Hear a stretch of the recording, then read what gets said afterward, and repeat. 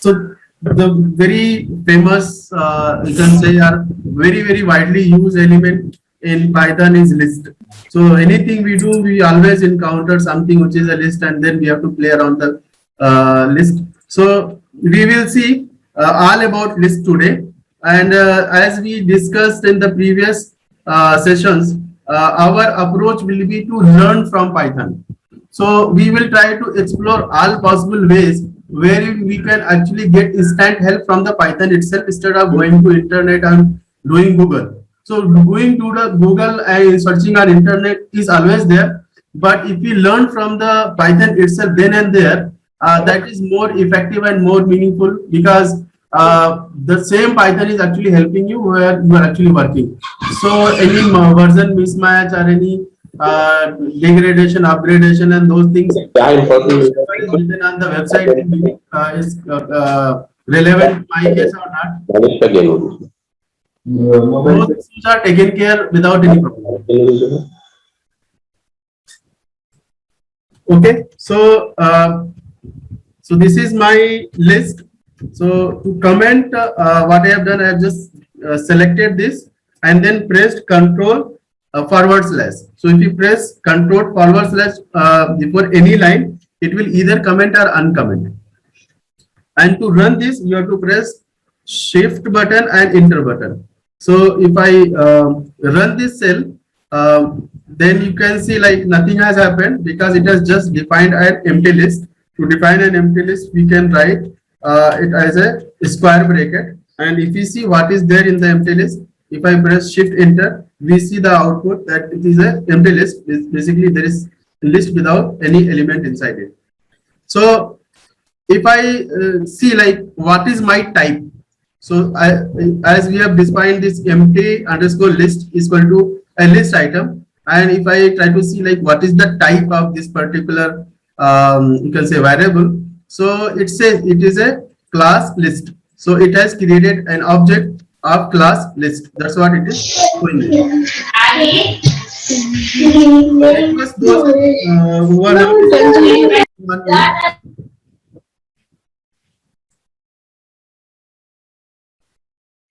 So another way to define a list is you can call a list function. So if you call a list class, so if you say that list, then basically it is creating a list object. Since there is no element inside, it is again going to show me an empty list. And again, if I say what is the type, it said it is a class list. So this way we define a list. Right now there is no element inside.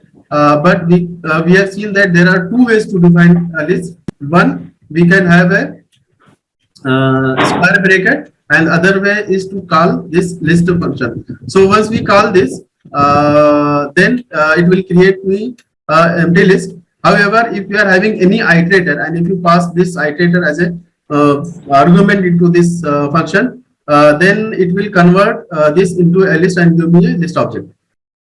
This we'll see later on. How to pass iterator into a list and convert this result into a list. So basically there it works like a typecasting. So if you have any iterator, you will convert into a type list. As I said, like we will be learning from Python. So since we have this list function, so we'll try to see like what it is. It is a list, is a function, or it is a class. So what is the documentation for this particular list? So it says list is actually a class, it's not a function, and it can take object as an argument. And this thing which is written like this,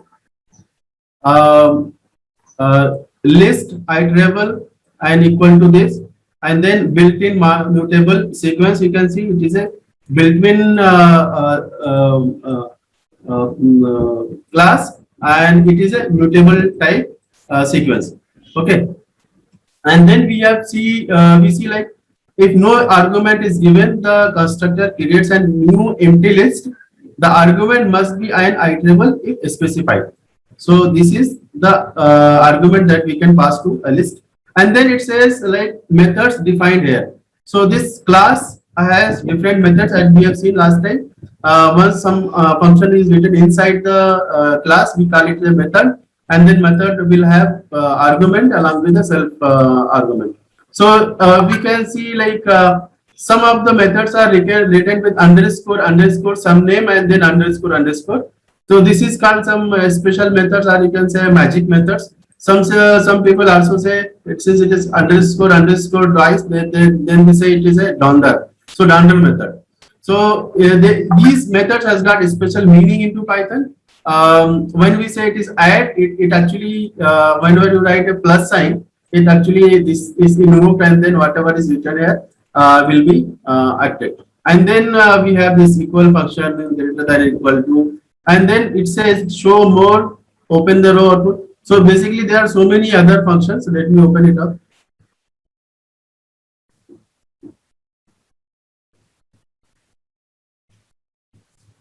Yeah. So this is big list, you can see. If I come down, so then after this dunder functions, we see like other methods. We have this append, clear, copy, count, extend, index, and for each of these methods, you can see something is written below this. It says return number of occurrences of value. So you can say Python itself is giving me a detailed help on this list class.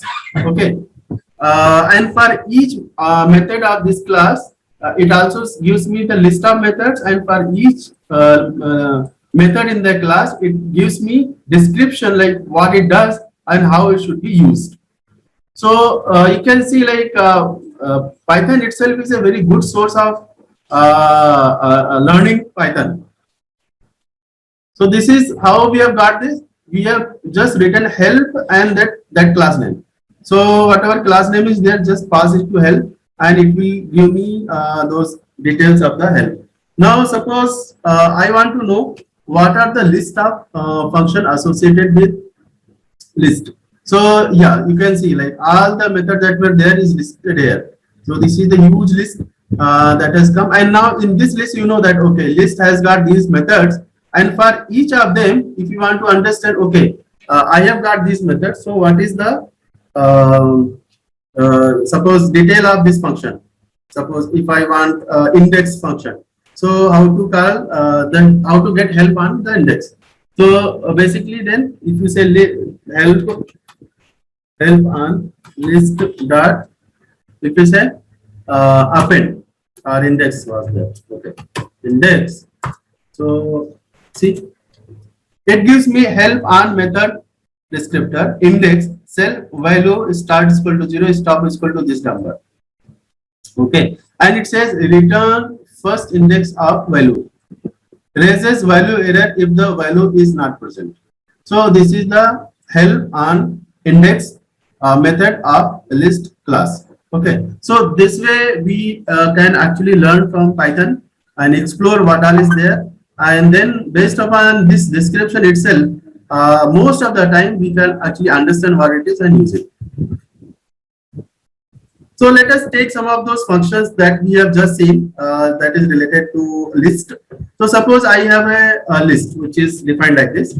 So my list is x is equal to 1, 2. So I have defined a list with 2 elements, 1 and 2. So if I run this, then nothing will happen. So if I say x, then it will give me my list, which is basically list with elements 1, 2. And suppose if I use this function append. So if I say append, so what it should do, it will have this function point element 3 appended after 2. So whenever you say append, it will take this element, whatever is there as an argument of this append function, and put at the end of the list. You can see. So now since it has put 3 at the end, so now it has become 1, 2, 3. So it has actually added one more element in x, my list x. Okay. So if I try to print like what it is, then it says okay, it is 1, 2, 3. Now suppose if I want to append a list into my x list. Okay. So then if I try to print like what happens, so you can see earlier we have element 1 and 2, then we appended 3. So then it has come here. Now after that we have appended one list which has got element 4 and 5. So it has appended entire list into the list. Okay. So suppose if I want to define another list which is y, and that is basically x plus x. So remember we have seen underscore underscore add in the list of the functions. So that particular function is called. So if you have two lists added together, so then what it does? See, so it has taken first list and then put the same list on after this. So all the list elements are added twice in the same list. So this is the meaning of plus. Obviously, if you are having minus sign, it doesn't mean much. So there is no minus for this list that is defined. So there is one important thing you need to understand. In basic mathematics, like for numbers, we always use all four operators like plus, minus, division and subtraction. But remember, this is defined only for numbers which are real numbers. However, if the number is complex number, then some of the things are not defined. For example, division in complex numbers are not defined. If it is a vector, again division is not defined. Only addition, subtraction, and multiplication is defined. And in case of vectors, you know that if you multiply two vectors, there are two ways to multiply. One is dot product, one is cross product. So these operations, they are actually sensitive to what are those objects. If the object changes, we may not have all the operators defined for those objects. So we need to see whether this is defined or not. So how to know that? That we have seen from the help and dir functions. So if you type help and or do dir, you will know that okay, underscore underscore add is there. It means we can add. If it is not defined, we cannot do addition. It will throw error. For example, if I try to put minus, someone will say like, okay, if plus is defined, why not minus? So then you see type error, unsupported operand types for list and list minus. So this minus is not defined for list and list. Okay. Similarly, division and other things are also not defined. So this is one word of concept. Like in general, we use plus sign with numbers. So once we see plus sign, we intuitively we try to think that okay, plus is defined, minus will also be defined. No, that is not the case. So how to know that? That we have seen in the help. We'll see if underscore underscore add is defined, then only this plus will work, otherwise will not work. So yes. So this is what I was trying to say. If you try to do minus, it will not work. So this is basically append and add function with respect to list. So then index function. So suppose I have defined a list with 1, 2, 3, 4, 5, and I want to know that what is the index of my element in the list. So then if I say that what is the index up to, the answer is 1, because the first index, as I said last time also, list in Python counting starts with 0, and this is a convention. Many softwares they will start with counting with 1, others will start counting with 0. But most of them they will start with 0. There are some pros and cons for each concept, whether it is 0 or 1. However, Python starts with 0. The first element is position is 0, the second is 1, and the third is 2, and so on and so forth. So that's why if I look at 2, what is the index up to? This is 0 and this is 1. So index up to is equal to 1. Okay. So this is how index function is used. So suppose you are having a list and you want to know what is the index of my element, so that on that particular index you want to do something. So that for that actually we use this particular function which is called index. And then we have a count function. So suppose this X list is there and I want to count what is the frequency of number 3. So what I have done is I have taken X and then I have appended 3. So basically 3 was there, and then because of this next 3 there are 2 3s. So basically my list is now modified to this 1 2 3 4 5 3 3 3. Okay, and then if I say x dot count, then it is saying that okay, 3 is actually 4 times. Okay, and it is counting me, giving me the number. So suppose you are having a big list and you want to know that okay, in my list number things are repeating, and I want to know like what is the frequency of different elements, then count functions actually becomes handy for that. Similarly, if I want to extend, so basically add and extend are very close, similar to each other. So if you are having X and you want to extend by this list, So essentially what will happen, this was my earlier list, and then if I extend this, so then these two elements are added in the same list, and then X is now this particular list. Then these two important things, reverse and sort. So suppose if you are having this list 1, 2, 3, 4, 5, and if I say reverse, okay. So one more thing we need to understand is, once we say suppose if you are saying the X dot count, then it actually returns something. Okay, so it has returned this value.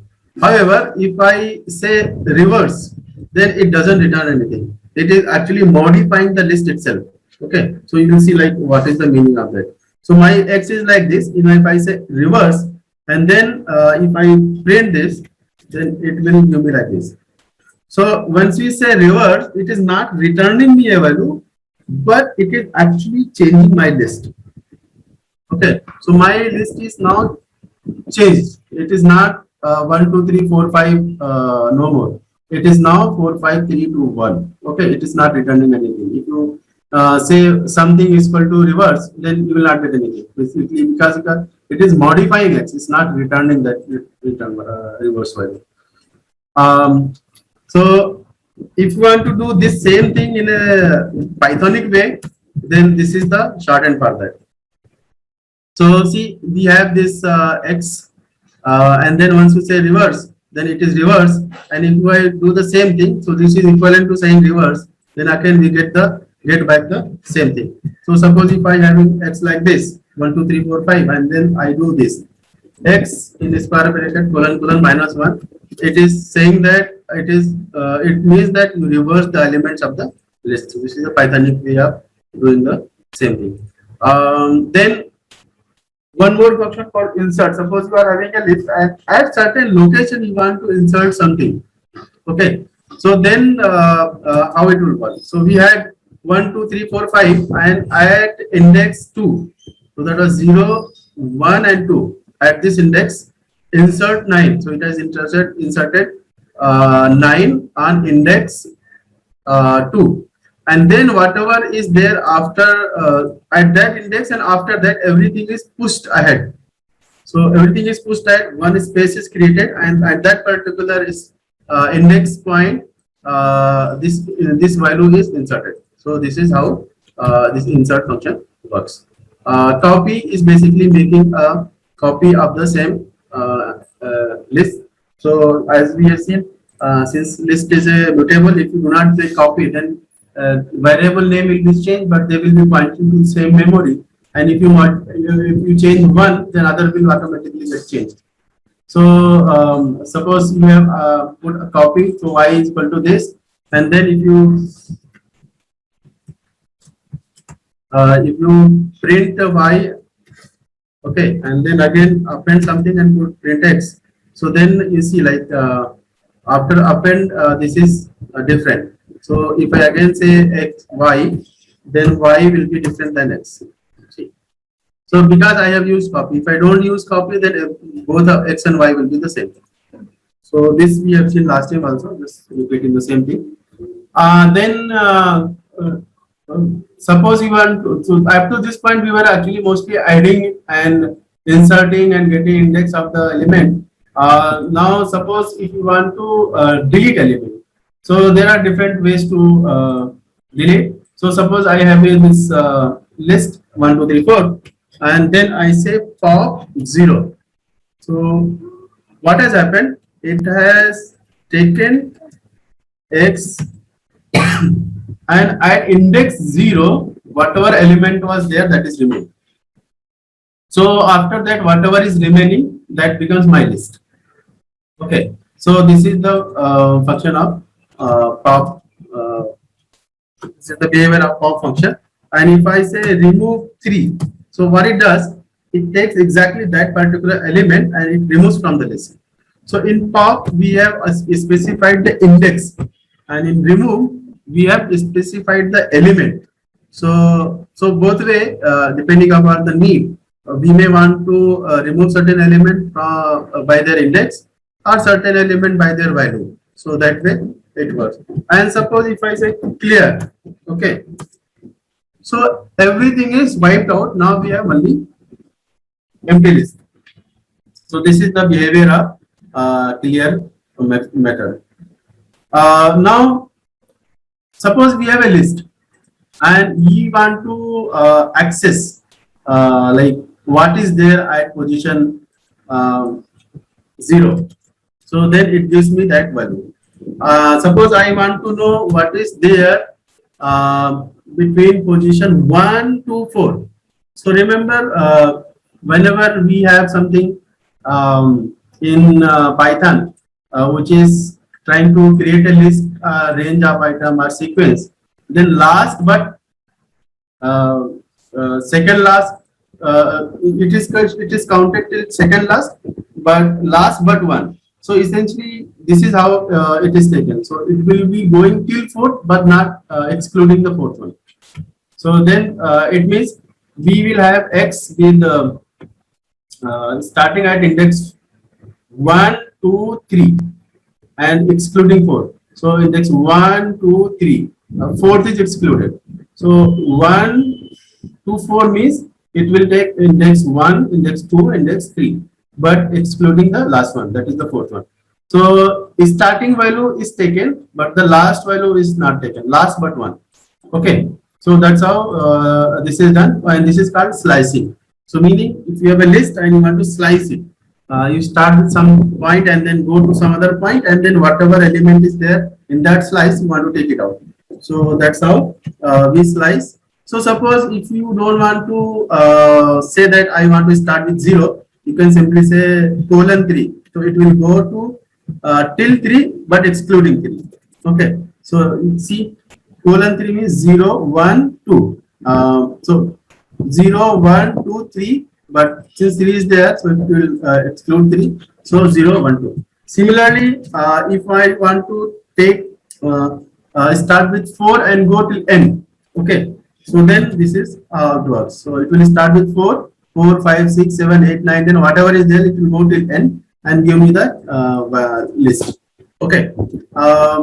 Then we have negative indexing, meaning now I am taking the index from the reverse order. So once I say -1, meaning it is now starting with from this side, and when it starts from this side, it doesn't start with 0. It starts with 1. Okay, so this element is -1, this is element is -2, this is -3, this is -4. So if I say x -1, then it means it is going to give me 6. So if I say start with -3 and go till end. So it will start with -1, -2, -3. It will start from here and go till end. So you see, 4, 5, 6. So these are the different ways to slice list. We can start from this side and we can start from that side, but we need to understand that when we start from left, it starts with 0, 1, 2, 3. That's how this counting starts. And if you do slicing, the first element is taken, but when it comes to the last one, then last one is not taken. Last but one is taken. If you start from this side, then first element is -1 and then -2 and so on, and then from there we can do slicing. Okay, so these are some things that we need to remember. This is basically a convention. That's how it is defined. So we can't do anything about it. It is the way it is. So you need to just understand this. This is how it is defined and use it. So because of this little confusing convention, these numbers actually make different meaning. So basically, you try it and then try to understand, and then that's it. So if you understand it once and use it, then it will become easy for you. Okay. Then we have changing list elements. So suppose till now what we have done, we have done slicing.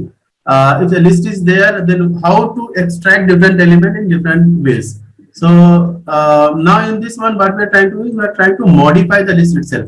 So suppose we had that x, and then we want to say that at x is equal to 0, I want to put a instead of 1. I want to put a. So then put a square bracket and then put index there. So this is 0 is the index 0, and if you want to use index 1, so then say index 1, and here you can put b. Okay, so then it will modify x and put at 1 b. And then suppose you want to assign a list. Okay, and the list has more than one element. So then you slice it, and for that particular slice, you say that for in this particular slice, put this list. Okay, so then it will work that way. So what it has done, it has taken index 1, 2, and then for 1 and 2, it will put B and C. See, so at 1, put B, and at 2, we put C. So this B is put at 1, and this C is put at 3. Okay, so that's how it is. Then counting elements. So how to count that, how many elements are there? So basically, if we are having this list and you want to understand like how many times this particular element has come, so then we can use this count function, and it will give you the occurrences of that particular element in the list. So after this point, we are going into a little difficult concept. At this point, we have covered list, and we have seen like what is the type of list, and then we have seen like how to get different methods associated with list, and then their documentation, and some of the methods we have taken and given the example. And what is the meaning of those methods and how it is used. Is there any question at this point we can take, and then we'll go to next concept, which is called list comprehension.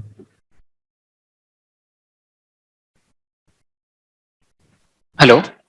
Yeah, so I had just one question on the extend and add function for list. Right? So when we did add function, right, and let's say the initially list had the elements as 1, 2, 3, and then we added something like in the square bracket 4, 5, then it adds a list under a list, right? But if we do the same thing with extend, and even if we give extend in the bracket 4, 5, it will add 4, 5 as a normal element and not a list. So is that understanding correct? That extend will always add everything as an individual element, whereas add or append will add it as a sub list, right?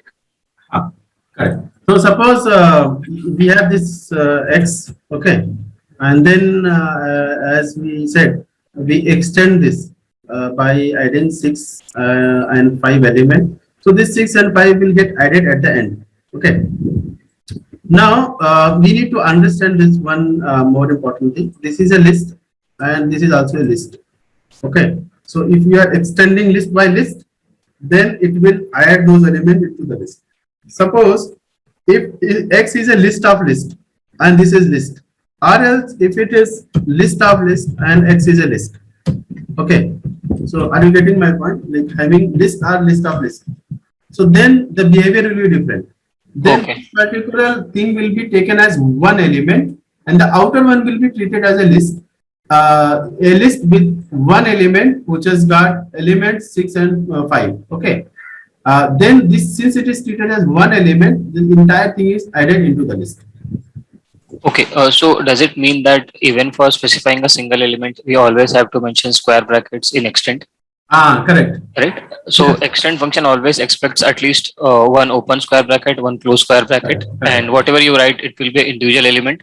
But if you want that to be interpreted as a list, you have to again add one more open and closed square bracket. Exactly. Okay. Got it. Means Thank you. that for extending the second is that list itself, and if there are multiple square bracket, the outer will be stripped off. Meaning this outer is treated as a list, and whatever is inside will be treated as an element. Okay. And since this is also a list, so then this element will be added to this list. This is how it is happening. Okay. And if I just write extend normal brackets and then 6, 5, will it work? See, let's try now. So suppose if I say I want to extend by 4.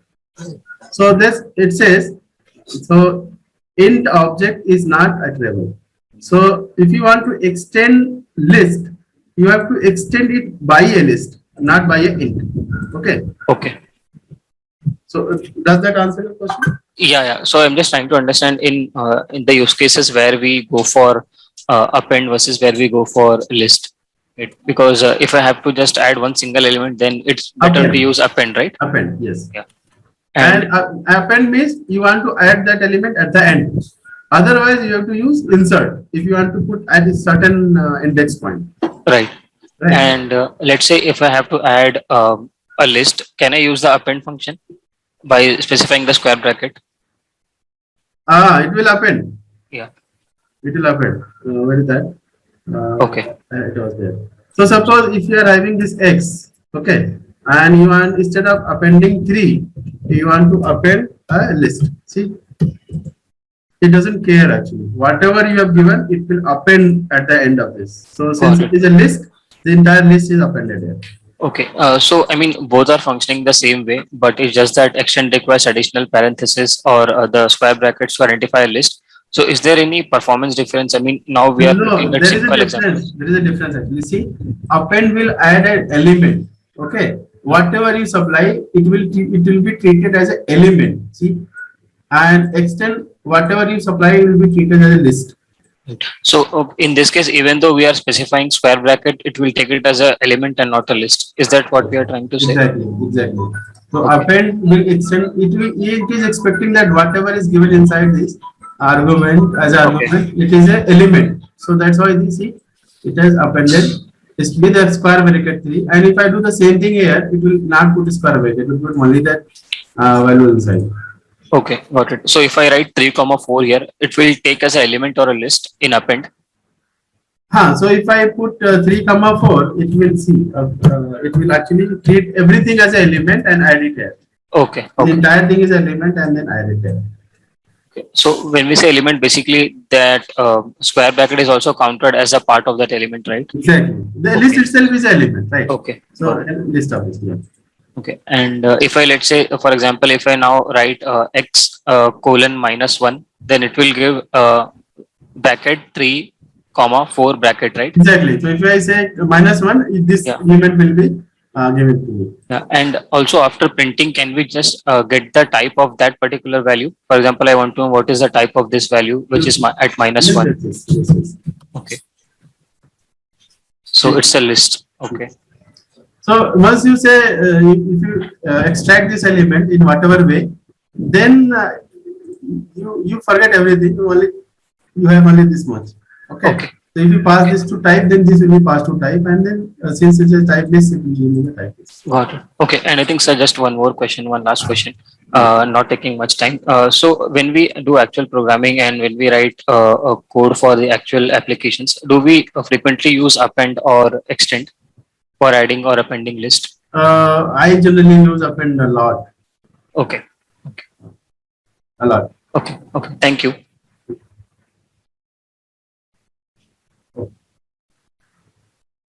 So there are a lot of questions on chat.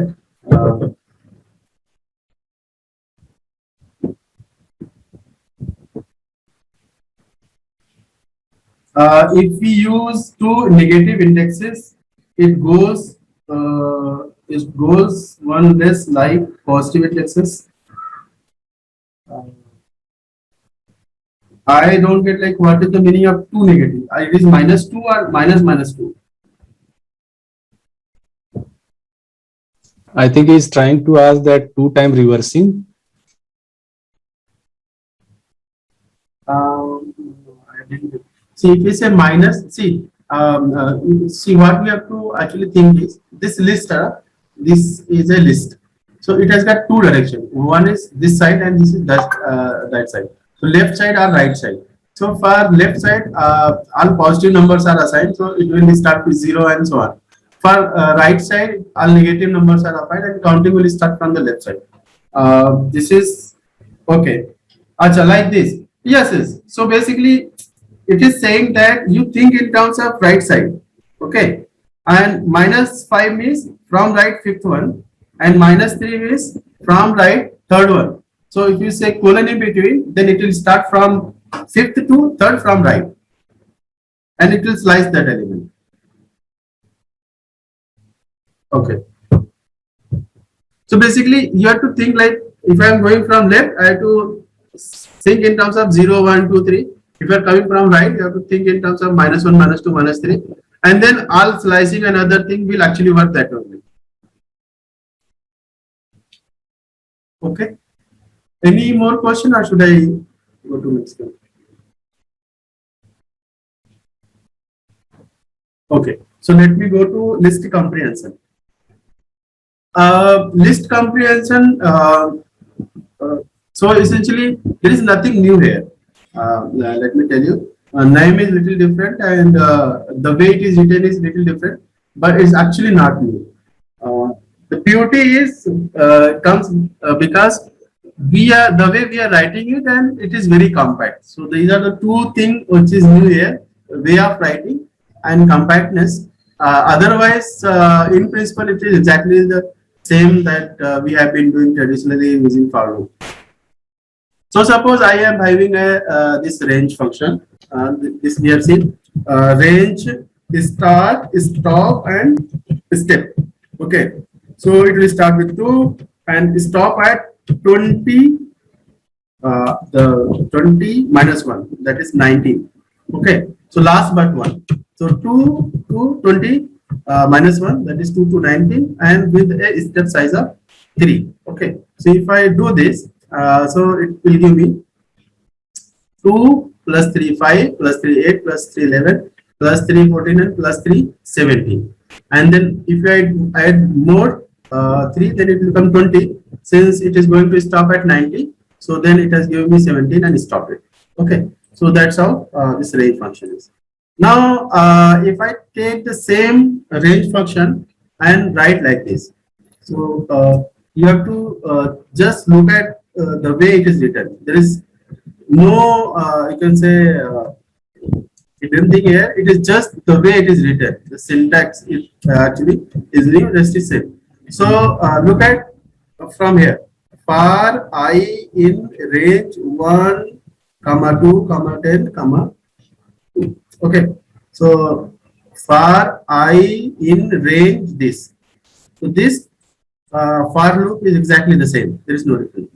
However, I have written I here before for loop, and there is a space in between, and then there is a square bracket starting and ending. So the syntax is like this. You have to have a square bracket starting end, and then you can write something here, okay, which is there in for loop, and then you have to supply a space in between this and for loop for, and then again one space here, again one space here, and after in there is one more space, and this range can be any iterator.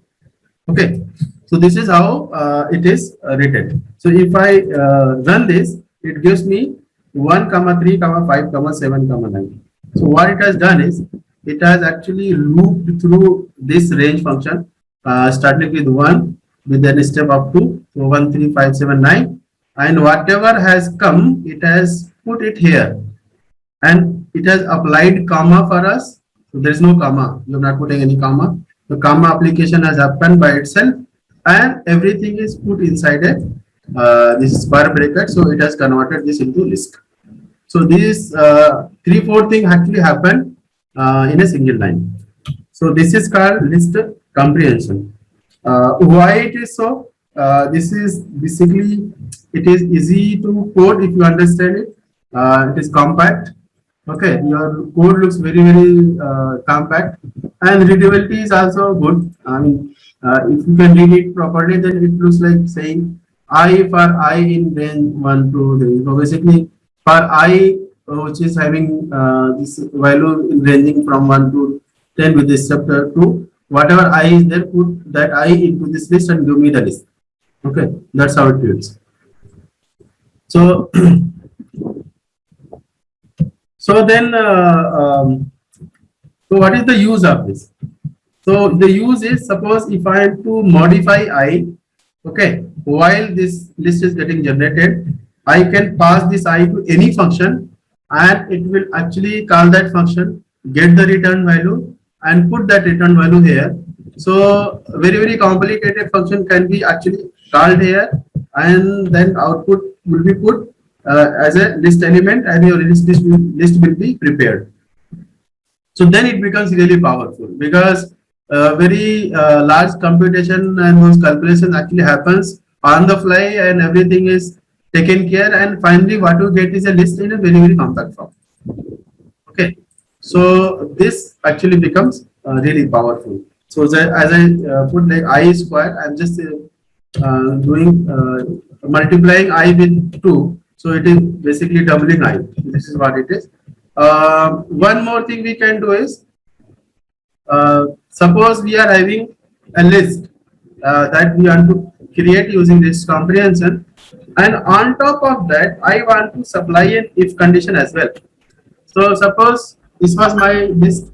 I want to create a list which elements ranges from 0 to 9, and I want to say that if my I is such, I remainder 2 is equal to 0, then only put I, otherwise don't put I. So if I do this, then see what happens. It gives me all even numbers ranging from 0 to 9. Okay, so then what has happened? This I has been taken from this for loop, and then it is passed to my if condition, and when this if condition is true, then this value is put in the list, otherwise this value is taken from out of the list. So then you can understand, like now my if condition also is there within the list itself, and it is working seamlessly with the for loop, and everything is happening within a square bracket in a single line. Okay, so so what we have seen is we can create list, and also we can have modification of I element. Also we can put condition on I. Okay, so suppose any question at this point we can take quickly, and then we'll go to the next level.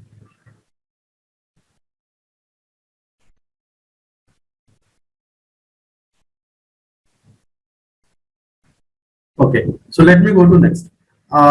Suppose what if we are having 2 for loop? Okay, or what if we want to create a list which is within a list? So can we use list comprehension? The answer is yes. So imagine this is my outer square bracket, and in the outer square bracket I have this for loop for j in range 4. Instead of putting j here, what I am doing is I am putting a list here, meaning I am putting a square bracket here. Now in the square bracket I am again putting another for loop which is I for I in range 3. Okay, so what will happen for each for loop which is happening for j, this internal for loop will be executed and a list is generated. So then the result will be a list of list.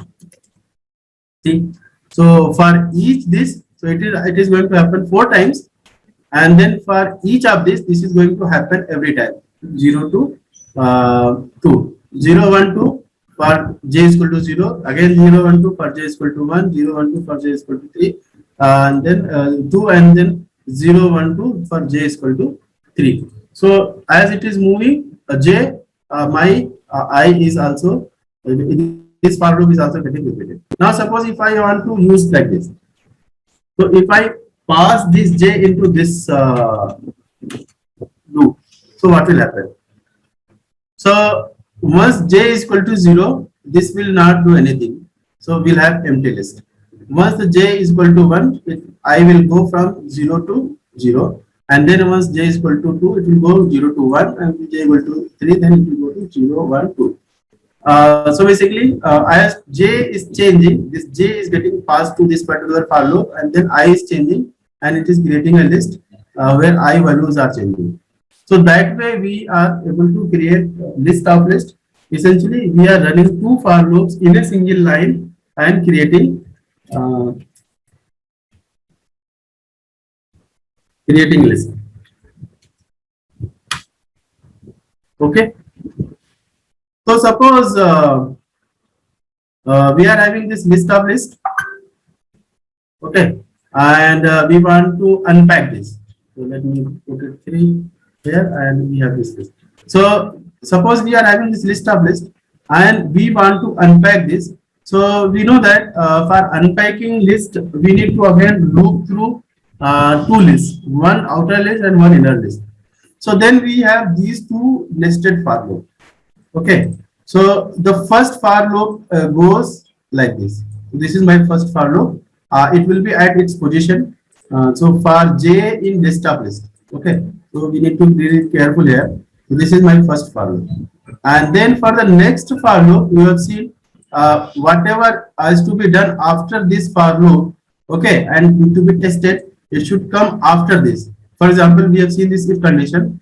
This for was happening, and after that we had this leave condition.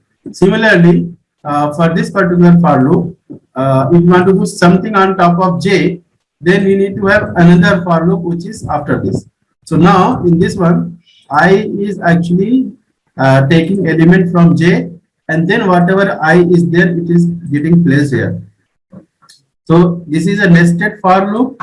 For one for loop, it is working on list on list, and then it takes j value, and on j we have another for loop which goes on the elements of j, and this particular value which is containing the element of this j value, it going here, and then it is going to create my list. So if I run this, so you can see 0 1 2 0 1 2 0 1 2 0 1 2, this list is now basically unpacked, and the list of list is unpacked and it is put into a single list. So this was a list of list, and then I have unpacked it and put into a single list.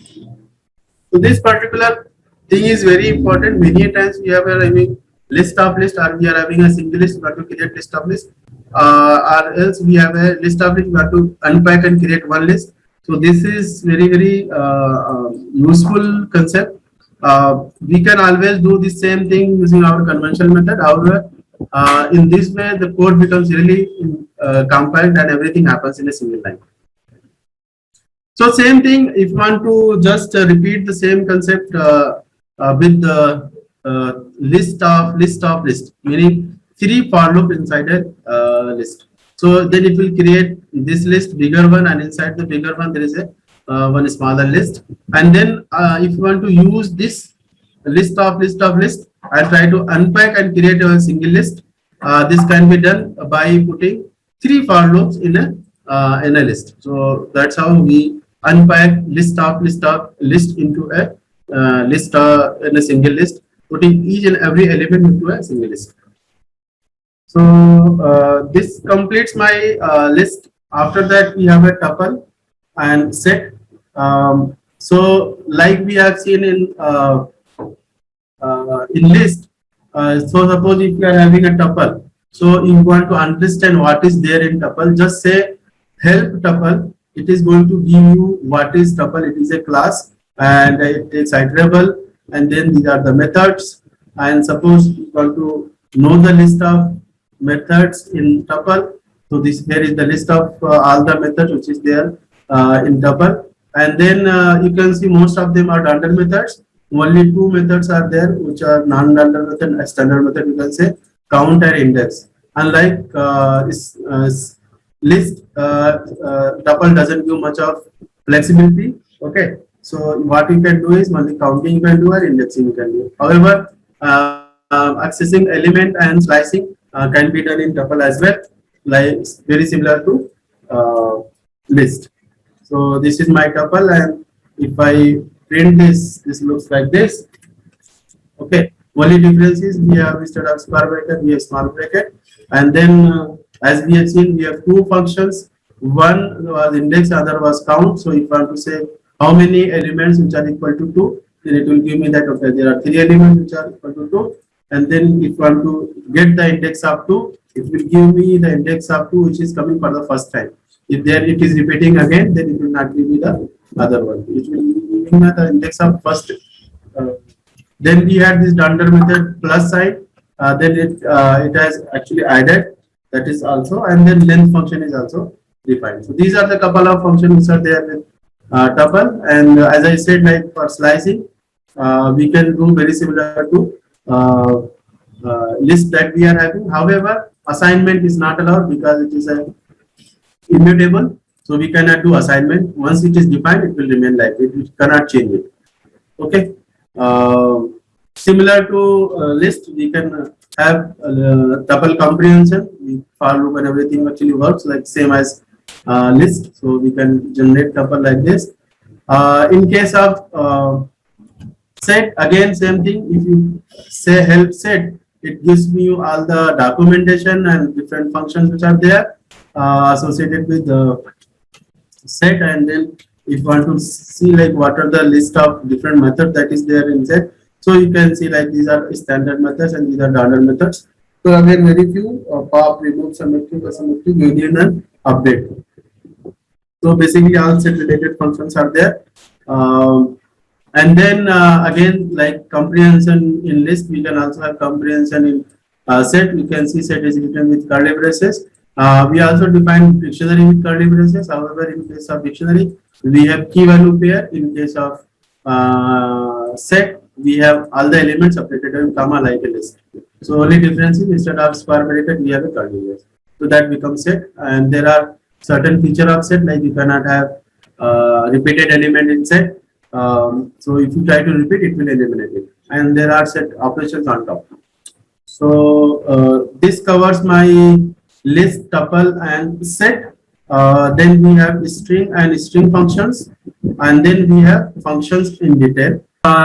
Second very important concept in Python is string and string functions. So like list, it is also like string. I mean, we always deal with string whenever we are reading some text file, NLP. So string is very common in coding. So what Python has to offer in when it comes to string. So let us see. We define a string by saying str. Again, this is a class. So anything which is inside single quote or double quote are passed to str as argument. It gets converted into a string. Okay. So we define a string with single quote. It is an empty string. This again is empty string, and this is some any string. Inside code is again a string. So if I execute this, it says like, yeah, this is a string. So suppose if you see like what is this, then again, yes. So this is empty string, and if you put something inside quote, again this is a string. So like always, if I want to understand what are the functions in string, what is a string, so then str is the name. If I say help, then it gives me help documentation which is related to string. The name of this class is str. Okay, and then obviously those render function or magic methods is there. So it's a huge list. It says like if you want to know more, then expand this, open this in a new file. So you can see here, I just look at the number of lines. So you can see 395 lines of documentation is only there. So many methods, magic methods, so many regular methods associated with a string.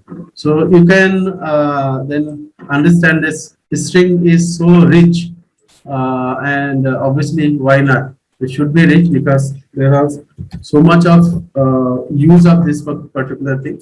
So if I try to see like what are the list of functions in associated with list, sorry, string, then these are the list of the different methods which is associated with string. So as always, like this underscore are basically magic methods, special methods we have seen with respect to list, tuple, and other thing.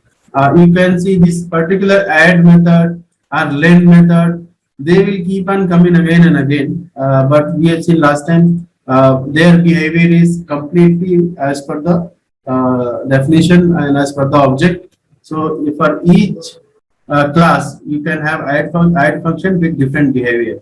However, Python will understand this with the plus sign, and once you have, whenever you have two objects of the same class and put a plus sign in between, then this particular method is called, and whatever is defined in this particular method will be executed. And apart from that, we have seen, we can see here that so many other methods are there. Okay, so what we will do, we will quickly go through some of the methods here. So let us see, one method is numeric. This is here. So suppose if something is there and you want to check whether this particular string is a numeric string or not, then this particular method comes into comes handy. And then let us see like what is there in this particular method. So as it says, like is numeric self return true if the string is a numeric string, false otherwise.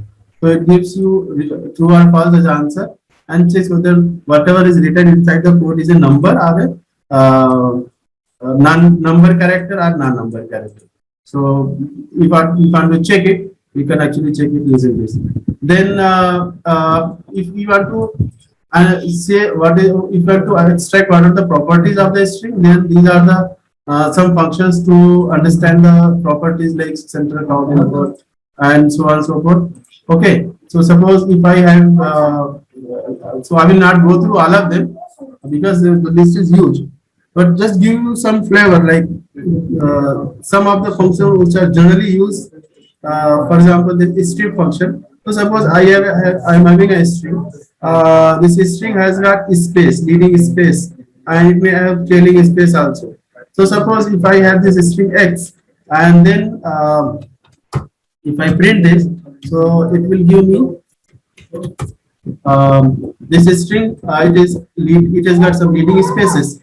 So suppose if I want to get rid of this space, so then strip functions come into picture. It takes all the leading spaces and trailing spaces out of the string and gives you a string without leading and trailing spaces.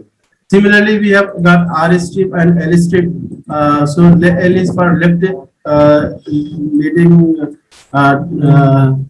spaces will be removed, and R strip is right spaces should be removed. And then depending on the situation, you use it. Okay. And suppose if you want to do center, so suppose if I give this string x and I have done the strip, so all the spaces are gone. Now again, if you want to say give me center, and center has to be having, entire string has to have 15 characters.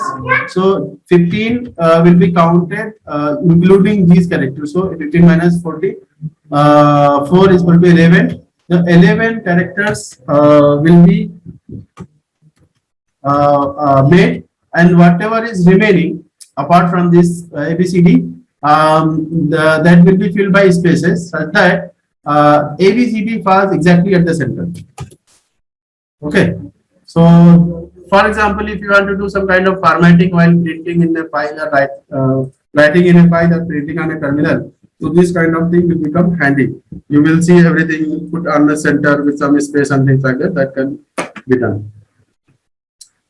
Then in order to modify a string, for example, you want to capitalize uppercase, lowercase, and title case, and then you want to split with certain specific character, whether it is a \n space tab or any character you want to take and split this string by that particular character, then this comes handy. So suppose if we want to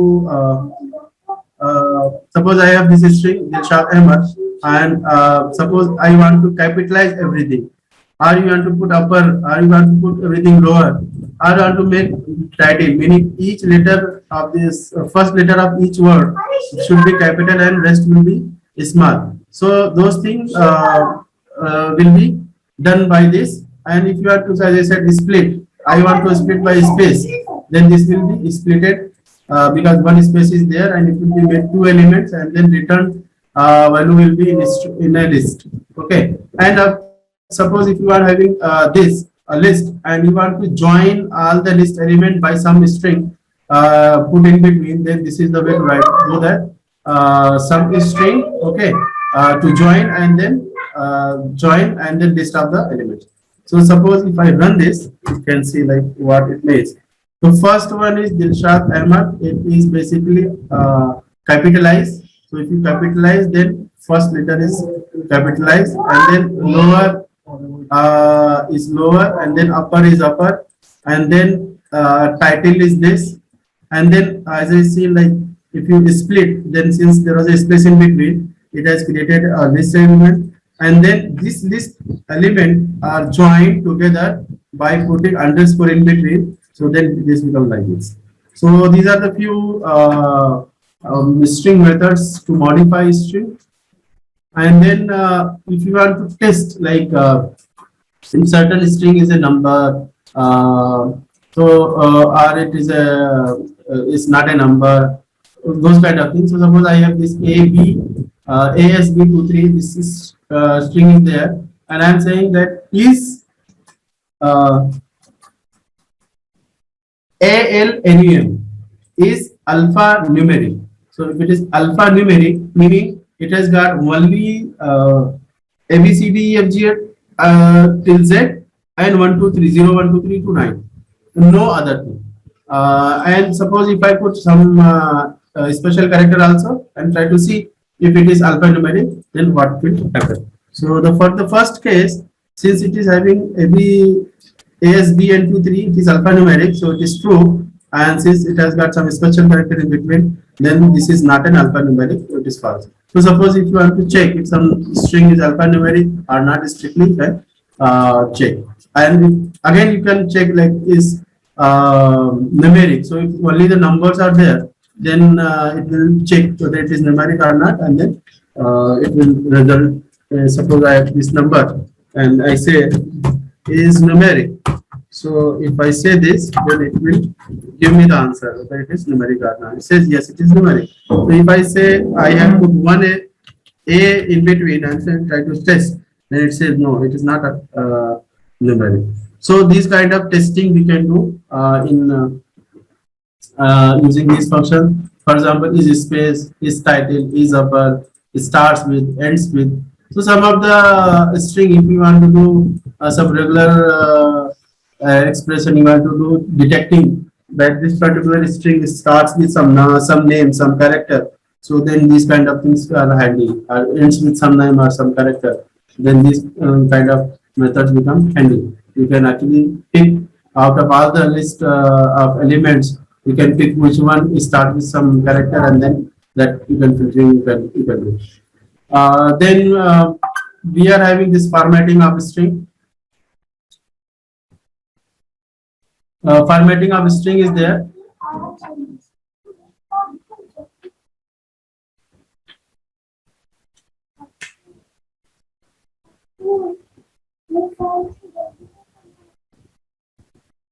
So yeah, so suppose this generally we use for printing and writing purposes. So suppose we are having a string, and within the string you want to pass some information to convert into a further string.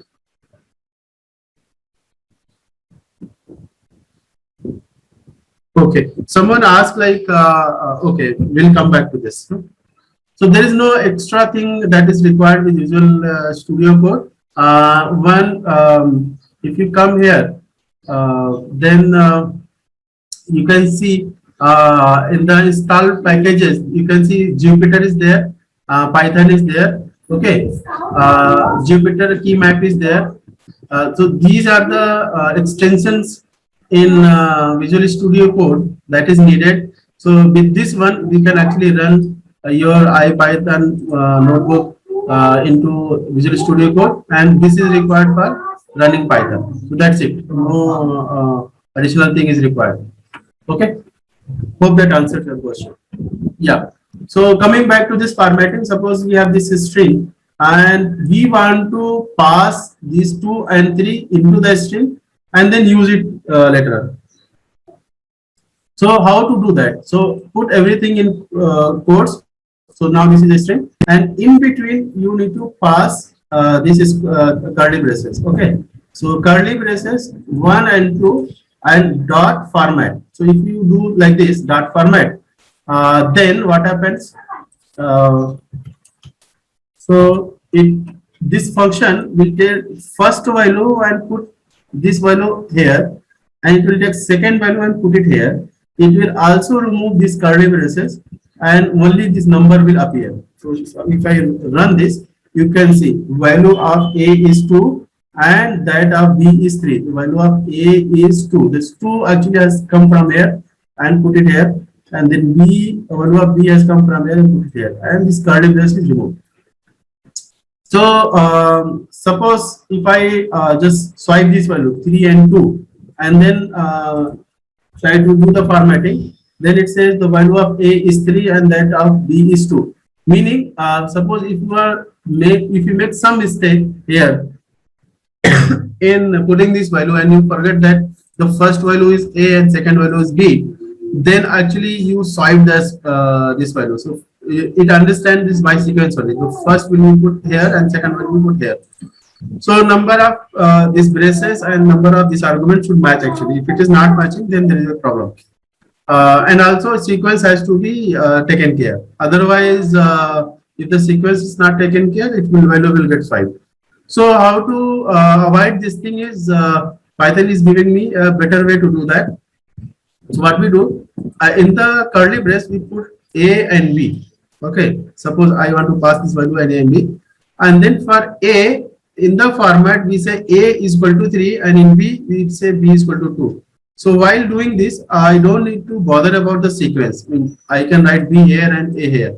Okay, and then this will work. So suppose, as I said, if I say B here,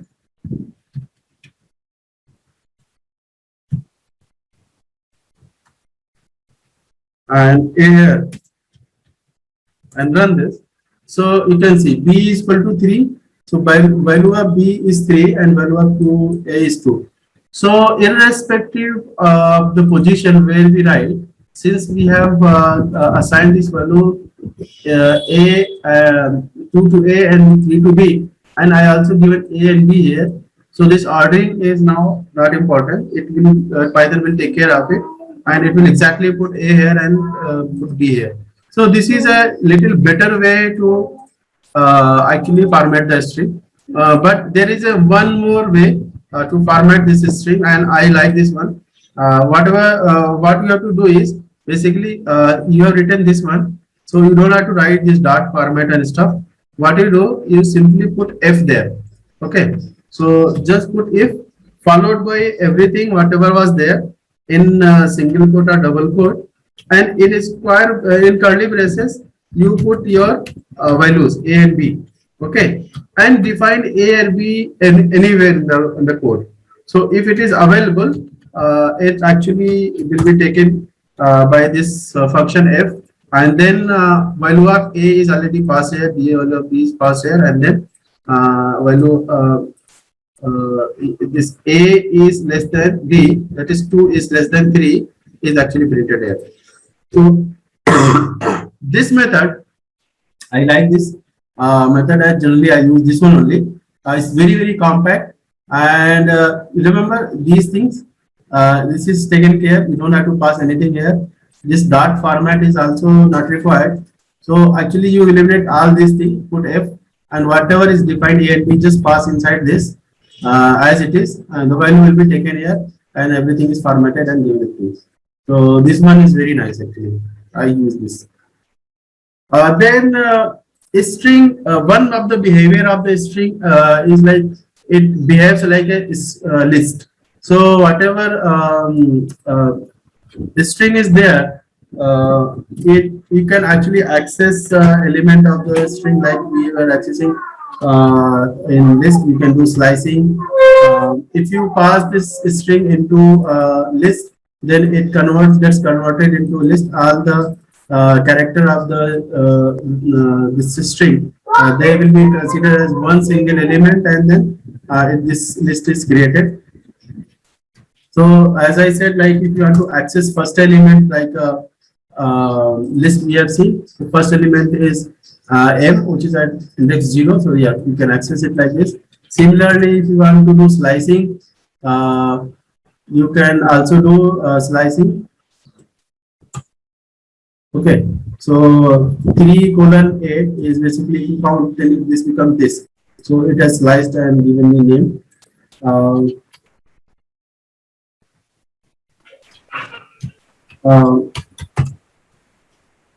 Suppose like list, if you want to alter this, suppose at index 0 instead of my, I want to put at index 0 m capital Y. Okay, my. So is this is something which is not allowed. So if you try to do this, it will not allow. You cannot alter the string. You cannot assign values, change values at different locations by assigning different values like we did in case of a list. So this is a difference. So how to do that? In Python, in order to modify string, we use replace function. So you say this is my string. I want to replace this by this. Okay. So my name is Dilshad. If I replace Dilshad by Khan, then it says my name is Khan. So this is replaced by this from this string.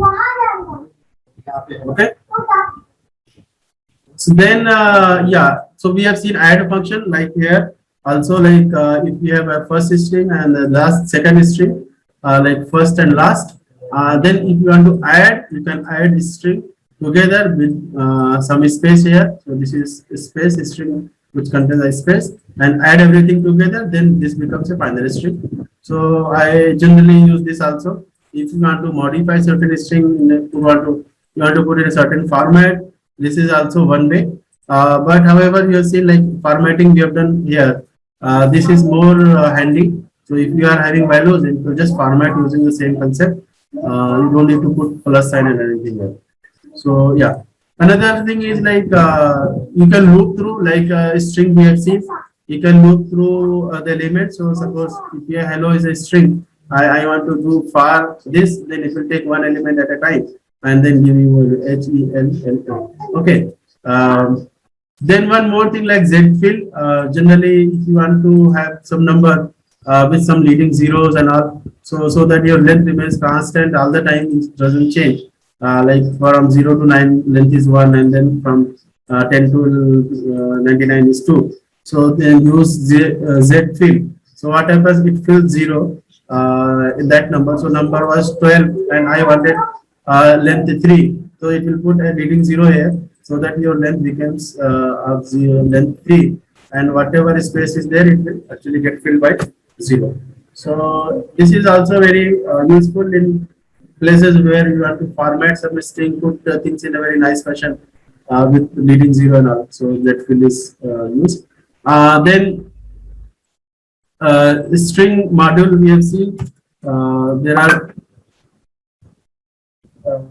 so we have seen str. So that was str module. We were having everything which is written in code is str class. But then we have another module named string. Okay, so this string is little different than that str. So suppose we want to understand what is this string and what was that str. So suppose if I want to understand, so our method is same, like put dir and the name of the module. Okay, so and this import, again we have seen last time how to import. So if I say import string, everything whatever is there in string will be imported and it will be available in your space. If I say dir for this, then whatever methods are there, it is given here.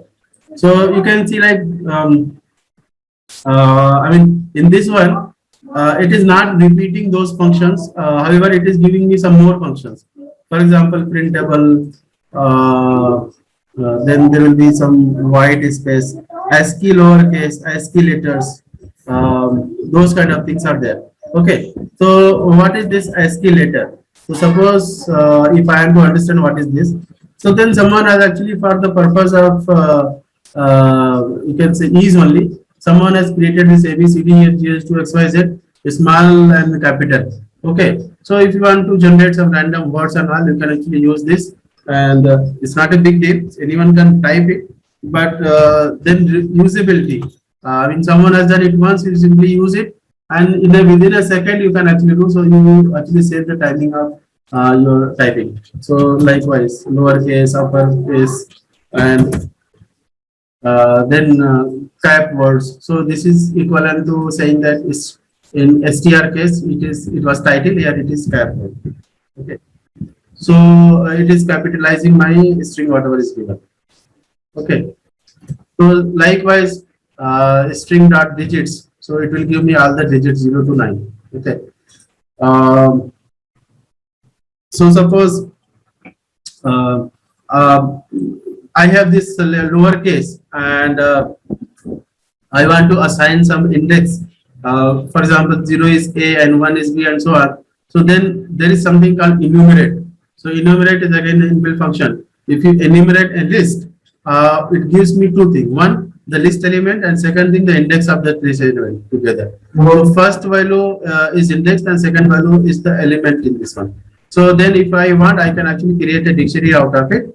First element will be key and the second is a value. So key value pair, and then we have this dictionary, and if you can print one, you can print it. So basically my dictionary is basically dictionary of 26 alphabets in English language, and each alphabet is assigned an index. So if you want to create a random word, generate just random words, random numbers, and pick corresponding letters from there, and then you can combine them and make a text out of it.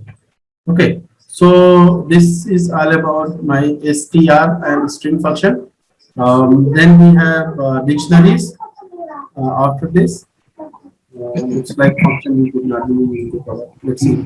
Any question at this point? We will take quickly and then go ahead. Yeah, sir, one question from my side on when do we use str functions and when should we use string functions? How do we Correct. So str is an inbuilt, you can say Python class, okay, and string is a module, okay. So this module you can see it has got some additional methods associated with this, okay. So suppose if I say like ASCII letters, so this ASCII letter was not there in str, it is there in string. So it gives me some additional functions. However, str was Python inbuilt class, and it has got much more functionalities. Okay, so it takes care of almost everything, but there are few things like as I said, this ASCII letter, upper, lower, and these are the different other functions which are there. They are not there in the main str. You can say class. So Got if it. you want to use them, use this. Say for example, you want to get this ASCII letters. So maybe you have to use this module. Okay, so for example, if there are functions which are present in both, for example, here we have cap words and there we had title, right? So in that case, we can use either. Either one, yes. Yeah, and also one more question on Z fill, right? I think Z fill, the example we saw was for integer. It will add additional zeros at the left. What if we have a string, let's say ABC, but we want that string to always have 4 characters, and in that case, if we have Z fill, which character does it fill in? So Z is for 0.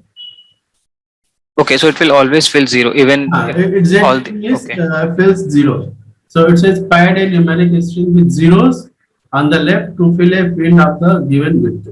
Okay. Okay. And yeah, and also in the string part, I think at one place where we were creating the enumerate function or using the enumerate function, there we had explicitly converted the string into list. So is it required, because anyways we are giving I:j, so will it not create the dictionary even if we are not specifying it as a list? Okay. So as I said, like a string behaves like a list, but it is not a list actually. So some of the functionality of the string, okay, I'm sorry, this is string and str is mixing up. So some of the, I mean str. So some of the functionalities of str are very similar to the functionality of a list. So there we can exactly do the same thing. However, it is not a list; it is a string. Okay. For enumerate function, we want a list. Okay, so that's why I am converting first this to list and then putting it to enumerate function. Okay, so I think that is the requirement of enumerate function, the way Correct. it is accepting arguments. Okay, Correct. got it. Okay, thank you, sir. Okay. So let me quickly cover the dictionaries also. So yeah, so again, starting with help. So what is dictionary? So dictionary short form is dict, and that's how it is defined in Python. So dict is a class, and yeah, like other things, there's so many methods associated with dict. Yeah, you can always go to help for the dict, and you can also go to help for dict dot the name of the method. Okay, so these are the few methods associated with the dictionary. Again, here you can see a lot of them are download functions or magic functions, and there are other functions. Okay, so we'll try to look at them, some of them. So how to create dictionaries? So you have seen dictionary we can actually create in two different ways. One, by calling dict class, or you can put things inside a curly brace with key value pair separated by colon. Okay, so let's see, I am creating a visiting card, and the visiting card fields are name. So name is Dilshad Khan, address is Pune, and pin code is 41048. Okay, so if I print, so if I print this V card,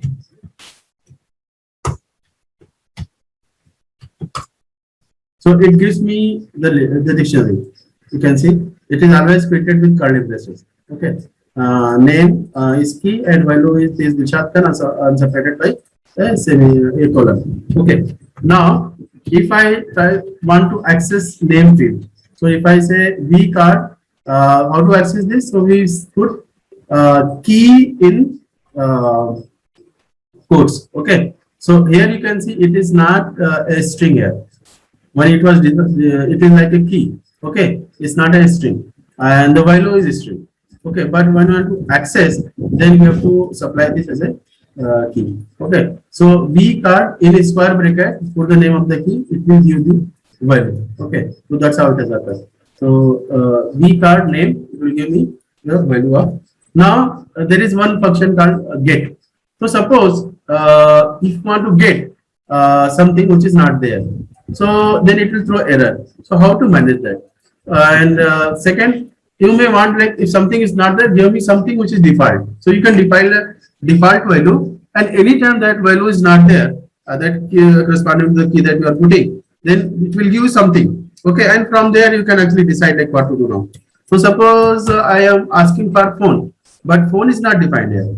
So if it is not defined and say get, so what it does, it tries to see if it is there, then it will return the value. If it is not there, then it will give me this default value. So the default value is 0. Okay.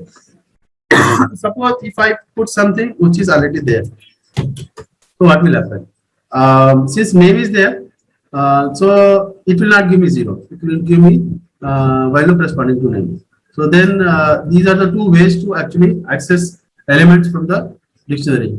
Put things in a square bracket if you are sure that that is there. If you are sure that you are not sure that whether it is there or not, then this is a nicer way. Put get and type in that key and put a default value. So you know that if some default value comes, you know that that thing was not there and you want to do something on top, so that you can do.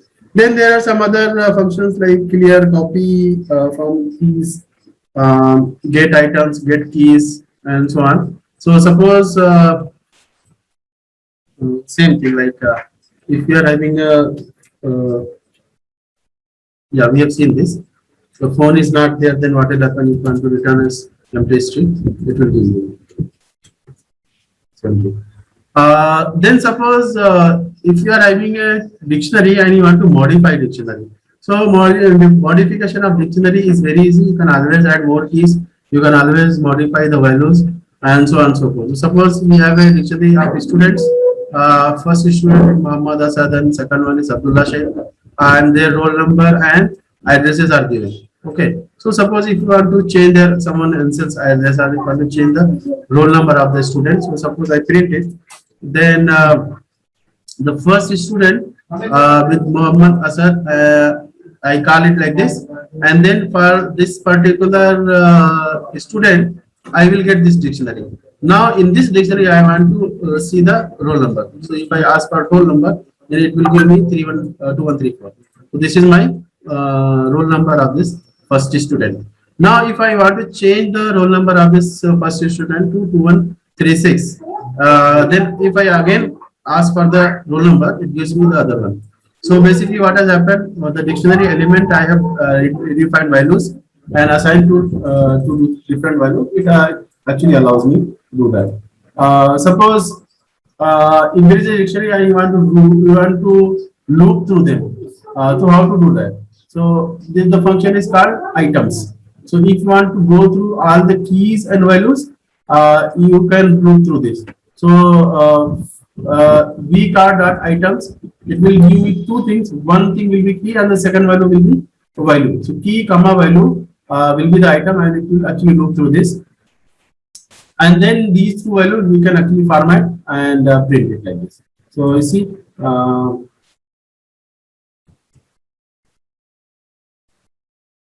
yeah. So business card, visiting card, V card is there, and then we add these values, name, address, and PIN. So this name, address, and PIN, key value, key value, key value. It has loop through. So yes, this is how we access elements. We can redefine element and then we can loop through them. Like we have these items, we also have keys and values. So if we say keys, then it will give me list of keys. If you say values, then it will give me values. Okay, so if you want to only look through the keys instead of items say keys, then it will look through keys. And similarly like values. So depending on the requirement, you can access whether key, value, or both as per the need. Okay. Then suppose we are having a list like this, and you want to create a dictionary in which for each element you want to put the count. So suppose if I create a dictionary and then I take this list, and you see like in list we have this method called count. It will count that particular element, okay, and it occurs. So then if I make this my dict I, then it is a key, and equal to, this will become my value. So for each element in the list, the count will be assigned to it. Okay, so you can see 1 has come twice, 2 has come 3 times, and 3 has come twice, and 4 has come 4 times, and 5 has come once. So this way we can loop through this and then create a dictionary of elements with their frequency. Okay. Similarly, like we had list comprehension, we have dictionary comprehension. So I'm introducing one more function. Like last time we have seen enumerate. So enumerate gives me index and value. Similarly, the zip function gives me basically if you are having more than one list and you want to access first element of all the list at a time and then move to next element and so on and so forth. So then zip function comes into picture. It will take first element of this and first element of this, and if there are more, then it will be the first element of the third one and so on, and it will pass to your variables like I, j here. So then I will contain A and then j will contain 1, and next time I will contain B and j will contain 2. So then you have A 1 and B 2. So then we can make a key value here. This is my key and this is value, and then if I generate this dictionary, then it will actually give me the dictionary with key value like this. Suppose you have a dictionary like this, C is equal to 3 and D is equal to 4. And what you want to actually combine these two dictionaries and make one dictionary. So the way to do this is put a curly brace and put 2 stars, leading stars, before the name of the dictionary, and then it will actually combine together. See.